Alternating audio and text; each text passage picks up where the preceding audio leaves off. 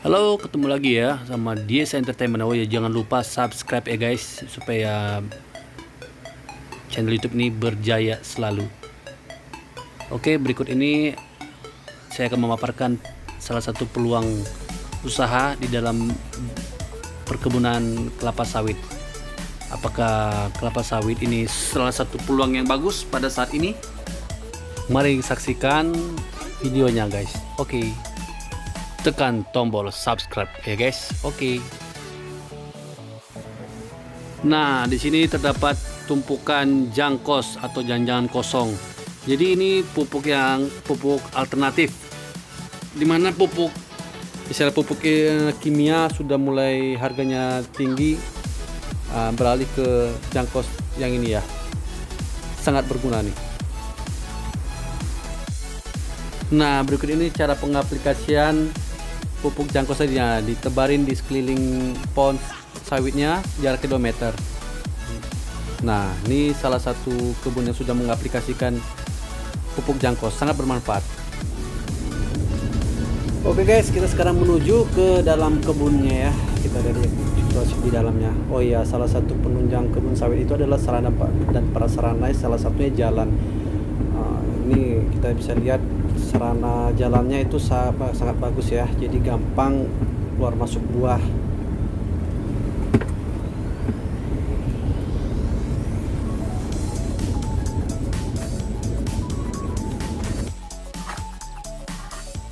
Nah, ini yang kita saksikan ini sekarang proses panen nih.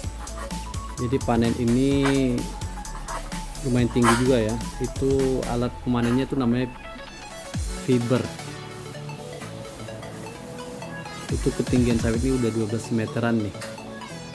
Dibutuhkan pemanen yang udah memiliki jam terbang tinggi nih. Kelihatan nggak buahnya? Nggak kelihatan kayaknya ya, karena kehalangan matahari jadi silau.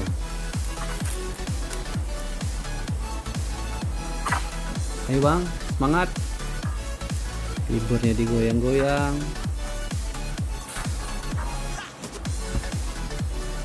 Itu dia, berhasil juga dia. Kelihatan kan? Jangan lupa buang pelupanya ke tengah ya. Oke. Nah, ini proses menaikkan nih fibernya ke atas biar nyampe ke buah yang ada di atas ya. Harus tegak lurus guys. Lumayan berat juga sih.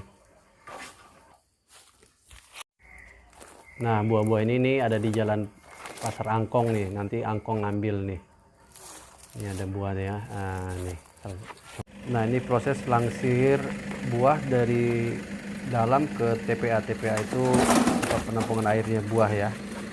Nah, itu alatnya itu namanya angkong.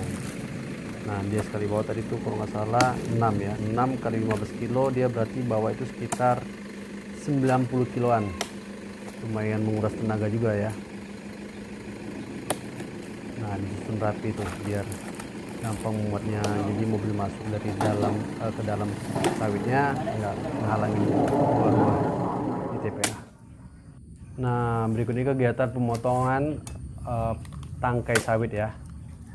Nah, gunanya dipotong itu jadi ketika kita memasukkan buah ini ke dalam pabrik, potongan berat keseluruhan itu kecil. Jadi kalau dipotong sekitar 2%-an lah dipotong. Jadi kalau nggak dipotong tuh, dipotong bisa jadi 4-5% tuh, sementara yang kita potong itu nggak sampai 5-4% dari berat buah itu.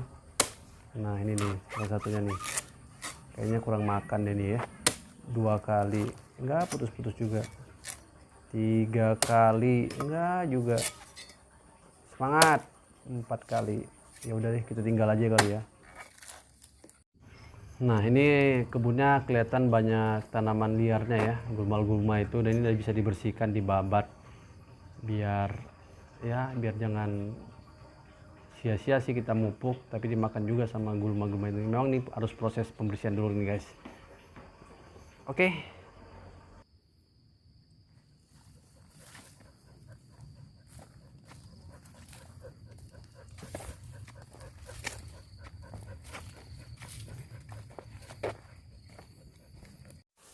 Nah, ini contoh salah satu kegiatan pembersihan lahan nih, namanya babat.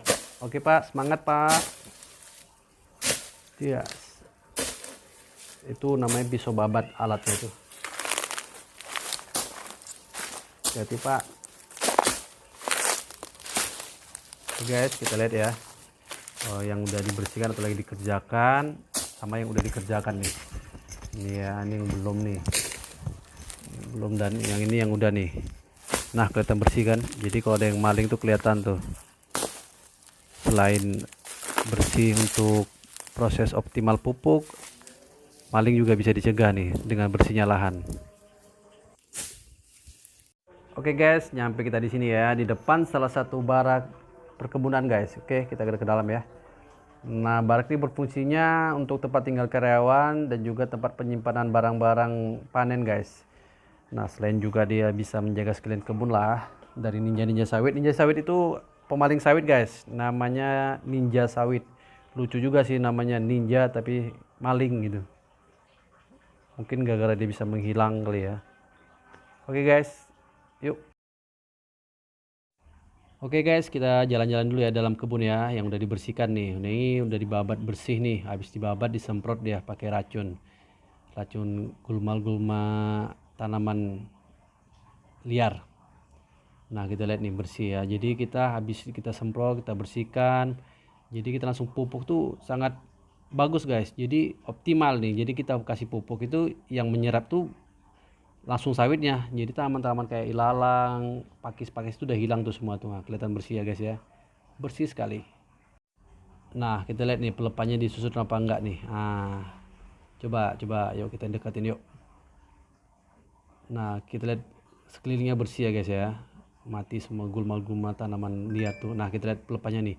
Nah, ini namanya pasar mati atau yang nggak dilalui para pemanen nih. Nah, tersusun rapi ya. Kita lihat ya dari ujung ke ujung ya, rapi. Oke guys, jadi ngelihatnya juga enak, itu nyaman gitu mata tuh ngeliatin kebun sakit. Oke guys, ini salah satu kegiatan muat sawit ya dari TPA tadi ke dalam mobil. Nah, ini mobil ini nantinya membawa sawit ke pabrik kelapa sawit nih guys. Oke,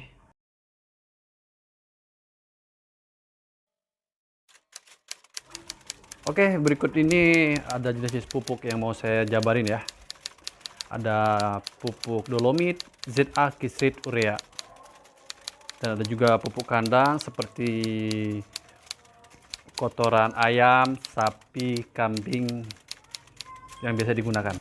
Ada juga pupuk yang berasal dari limbah sawit seperti jangkos, solid, dan juga abu janjangan. Jadi abu janjangan itu seperti jangkos yang sudah dibakar ya guys.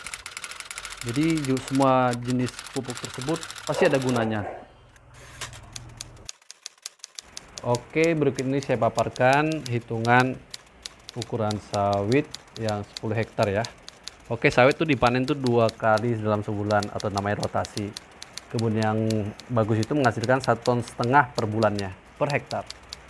Oke, kita hitung langsung ya dalam 1 tahun ya. Kita bulatnya dalam 1 tahun. Oke. Nah, 24 kali panen kan dalam setahun tuh. 12 bulan kali 15.000 kilo kali 1.500 harga asumsi ya. 270 juta guys hasilnya. Nah, berikut ini uang panennya sekitar 45 juta kurang lebih guys. Berikut ini saya jabarkan biaya perawatan dalam 1 tahun ya. Yang pertama adalah menunas sawit yang dilakukan 1 tahun atau 6 bulan sekali ya. Biaya tunas 7.800.000 dan biaya pembersihan lahan 2.760.000.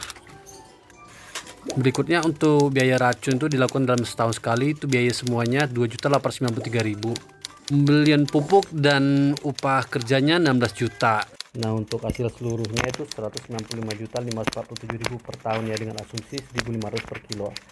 Nah, kalau dijadikan per bulan jadi 16.295.000 per bulannya penghasilannya ya. Jadi, nah di sini saya tulis nih pembelian lahan 10 hektar nih, kurang lebih harganya 1 M ya. Ini berarti 1 hektar tuh 100 juta. Nah, dengan perhitungan seperti kasar di tadi itu kurang lebih balik modal tuh 5 tahun. Nah, kesimpulannya tergantung pribadi masing-masing. Dengan waktu lama 5 tahun itu apa masih bisa dijadikan peluang atau tidak. Oke, jangan lupa subscribe ya.